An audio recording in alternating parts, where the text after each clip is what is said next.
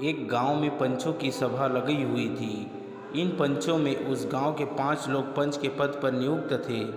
इन पंचों में एक मुल्ला जी भी थे जो पंच के पद पर विराजमान थे, लेकिन इनकी सोच बड़ी ही रूढ़िवादी और पुराने तरह की थी। यह किसी भी नीची जाति के लोगों को सीधे नज़रों से नहीं देखते थे। अगर वह उनके सामने आ जाते तो वह अपने मुंह पर कोई कपड़ा रख लेते थे या अपना मुंह फेर लेते थे।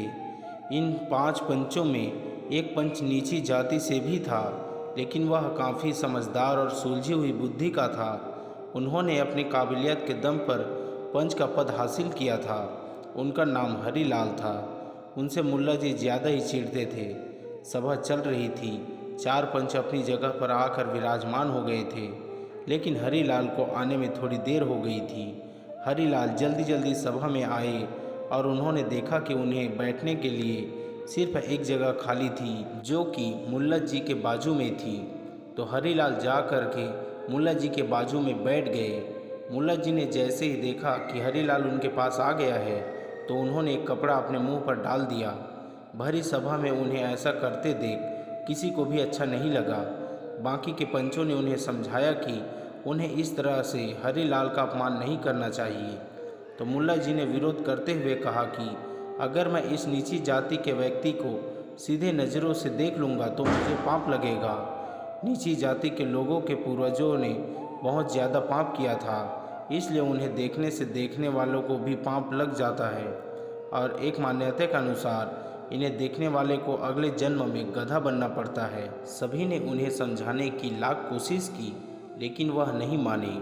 हरीलाल तब तो कुछ नहीं बोला, लेकिन उसने मन ही मन ठान लिया था कि वक्त आने पर वह मुल्ला जी को करार जवाब देंगे। इस बात को कई दिन बीत गए। एक बार किसी समस्या का समाधान करने के लिए 5 पंच एक रास्ते से गुजर रहे थे।